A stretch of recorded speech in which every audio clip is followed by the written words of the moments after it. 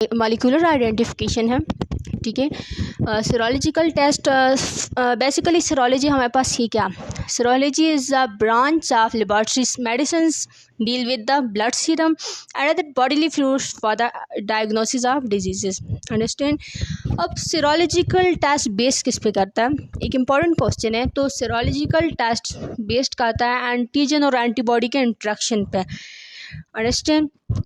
It is a process, definition देख लेते हैं। ये एक ऐसा प्रोसेस है जिसमें हम कंबाइन करते हैं नॉन एंटी सीरम को with unknown. It is a process in which we combine known antiserum with unknown, understand. अब बेसिकली इसमें होता क्या है कि जैसे हमारी बॉडी में एंटीजन एंटर होता है, एंटीजन क्या है, कोई भी फॉरेन पार्टिकल है, बैक्टीरिया हो सकता है, वायरस या कोई भी टॉक्सिन्स। जैसे हमारी बॉडी में एंटीजन एंटर होता है, बॉडी उस एंटीजन को आइडेंटिफाई करती है और जनरेट करती है या ट्रिगर करती है इम्यून रिस्पॉन्स को, किसकी फॉर्म में, एंटीबॉडीज़ की फॉर्म में, अंडरस्टैंड। अब इसकी एक एग्जांपल दे देती हूँ मैं कि सबसे पहले कि इसकी एग्जांपल इस तरह दे देती हूँ कि एक पेशेंट है, वो पेशेंट है हु सफरिंग फ्राम टाइफाइड। किसकी वजह से वो टाइफाइड उसको काज हुआ है, उसकी काज क्या है टाइफाइड की, वो है सैल्मोनेला टाइफी। अब क्या होगा कि against this antigen anti Salmonella antibodies produce, Salmonella typhi के against anti Salmonella antibodies produce होंगी। अब क्या होगा कि हम उस सीरम को उस पेशेंट से ले लेंगे जिसमें क्या होगा, सैल्मोनेला की एंटीबॉडीज़ होंगी, उसको कहा जाएगा एंटी सीरा। क्यों? क्योंकि उसमें सैल्मोनेला की एंटीबॉडीज़ प्रेजेंट हैं। अब क्या होगा कि अब एक दूसरा पेशेंट है, इस एग्जांपल को क्लियरली सुनना कि अब एक दूसरा पेशेंट है, वो who is suffering from fever and diarrhoea but this is not so much surety that typhoid cause due to salmonella in this case. अब क्या होगा कि जो डॉक्टर सैंपल लेगा, उसके ब्लड या स्टूल का, पेशेंट के ब्लड या स्टूल का सैंपल लेगा और उसको मिक्स करेगा उस एंटीसीरा के साथ जो उसने उस पेशेंट से एक्सट्रैक्ट किया जिसको टाइफाइड सैल्मोनेला टाइफी की वजह से हुआ था। अगर सैल्मोनेला प्रेजेंट होगा तो वो बाइंडिंग होगी एंटीसीरा के साथ और वो क्लॉट्स बनना शुरू हो जाएंगे, कोगुलेशन स्टार्ट हो जाएगी। इस केस में देखिए अब क्या होगा कि जो नॉन एंटीसीरा था सैल्मोनेला एंटीसीरा, उसको कंबाइन किया अननोन एंटीसीरा जो सैंपल है पेशेंट का, जिसमें हमें नहीं पता कि उस डिजीज़ की काज क्या है, वो जो फीवर और डायरिया उसको हो रहा है उसकी काज क्या। अब जो रिज़ल्ट हमारे पास आया क्या आया कि अगर डायरिया एक्चुअली सैल्मोनेला की वजह से हुआ है तो बाइंडिंग अकर होगी, एग्लूटिनेशन होगी, तो हम इससे कंफर्म हो जाएगा कि जो पेशेंट है वो सफ़र कर रहा है किससे, टाइफाइड से। अगर बाइंडिंग नहीं होगी तो फिर उस डिज़ीज़ का, उस फीवर का, उस डायरिया का कोई दूसरा रीज़न होगा। Simple, if binding doesn't occur then the reason of disease is due to other cause. अब जो एंटीसीरा होते हैं वो कमर्शियली भी प्रिपेयर्ड होते हैं, जैसे antisera Salmonella, antisera vibrio cholera, typhoid या विडोल टेस्ट जो यूज़ होते हैं आइडेंटिफिकेशन ऑफ सैल्मोनेला के लिए, गेज ग्रुप पेस्ट, स्ट्रेप्टोकोकस रैपिड टेस्ट। उसके बाद हमारे पास इसकी जो सेरोलॉजिकल टेस्ट है ना, इसकी एडवांटेजेस हैं। उसमें सबसे पहले क्या है कि ये क्या हाईली स्पेसिफिक होता है। ये इस सेंस में हाईली स्पेसिफिक होता है कि हमारी जो बॉडी होती है ये जो स्पेसिफिक एंटीबॉडीज़ प्रोड्यूस करती है वो स्पेसिफिक माइक्रोब्स के लिए होता है, और इसकी वजह से जो स्पेसिफिक एंटीबॉडीज़ होती है ना, तो ये उसी स्पेसिफिक एंटीजन के साथ बाइंड करती हैं, ठीक है। तो इसका इस मेथड ही जो है, इसको हाईली स्पेसिफिक मेथड इसलिए कहा जाता है कि इसमें ज़रूरत नहीं होती है ऑर्गेनिज्म को आइसोलेट करने की, किसमें, प्योर कल्चर में आइसोलेट करने की या कि उसको लेबॉरेटरीज के बाहर ग्रो करने की। तो ये इसमें हम लोग रैपिड आइडेंटिफिकेशन परफॉर्म करते हैं, क्विक एक्शन होता है ना, ठीक है, क्विक रिजल्ट हमारे पास मिल जाता है हमें, और ये यूज़ किया जाता है उन ऑर्गेनिज्म को आइडेंटिफाई करने के लिए जो लेब में ग्रो नहीं कर सकते, जैसे क्लाइमीडिया, रिकेट्सिया जो कि इंट्रासेलुलर बैक्टीरिया जिसको होस्ट चाहिए भी होता है और वो लेब में ग्रो नहीं कर सकता।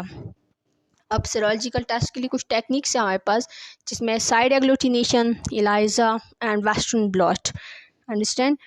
अब सबसे पहले साइड एग्लूटिनेशन देख लेते हैं क्या होता है। कि साइड एग्लूटिनेशन में फर्स्टली हम क्या करते हैं ना कि एक स्लाइड लेते हैं, ग्लास की स्लाइड लेते हैं, फिर उसमें एंटीसीरा पुट करते हैं और डिज़ायर्ड जो है अगर ये जो है वो डिज़ायर्ड एंटी सीरा हुआ तो अननोन के साथ उसकी बाइंडिंग हो जाएगी, ठीक है, अननोन के साथ बाइंडिंग हो जाएगी और एग्लूटिनेशन परफॉर्म कर देगा।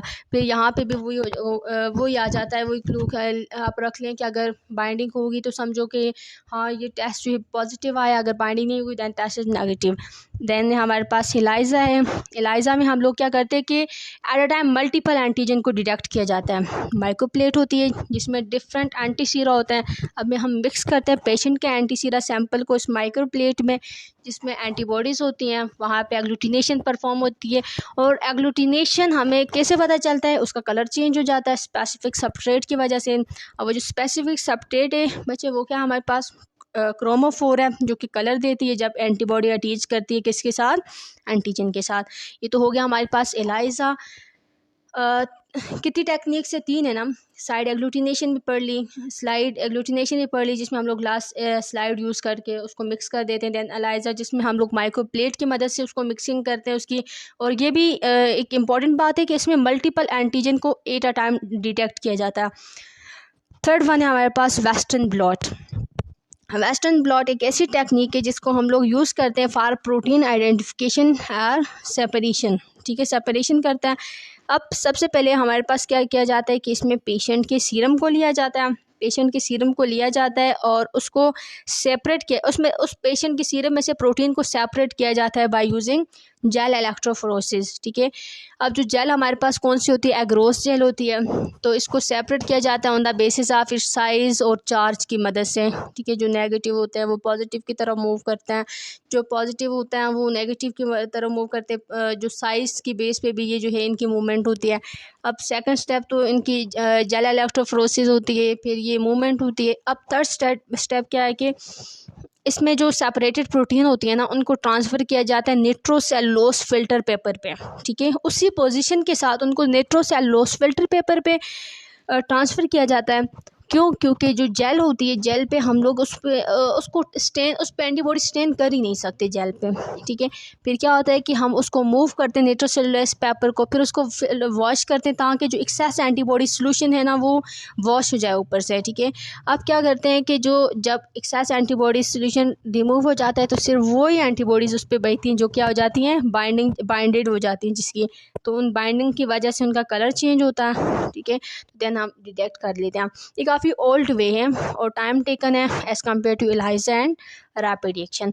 अंडरस्टैंड। आज हमने जो 3 टॉपिक डिस्कस किया उनमें आई थिंक सबसे पहला सेरोलॉजिकल टेस्ट है, उसके एडवांटेजेस देखिए। हाईली स्पेसिफिक होता है कि क्योंकि इस सेंस में कि स्पेसिफिक एंटीबॉडीज़ प्रोड्यूस होती हैं स्पेसिफिक माइक्रोब के लिए, इसमें ऑर्गेनिज्म को आइसोलेट नहीं करना पड़ता, रैपिड आइडेंटिफिकेशन होती है। नेक्स्ट है टेक्निक्स देखी हैं सेरोलॉजिकल टेस्ट की जिसमें हमारे पास साइड एग्लूटिनेशन है, ग्लास स्लाइड की मदद से लेते हैं। एलाइज़ा जो माइक्रोप्लेट यूज़ करते हैं, multiple antigen at a time detect करते हैं। Then western blot, western blot में क्या करते हैं कि हम जेल इलेक्ट्रोफोरेसिस करते हैं, प्रोटीन की को सेपरेट करके उन प्रोटीन से आइडेंटिफिकेशन करते हैं। अंडरस्टैंड। और ये भी हमारे पास एक इम्पॉर्टेंट MCQ आप कह दें कि जो जेल इलेक्ट्रोफोरेसिस वाला मेथड, जो वेस्टर्न ब्लॉट वाला मेथड है, ये it is an all and time taken analyser and rapid reaction. Think that is enough for today, so stay tuned. अल्लाह हाफिज़।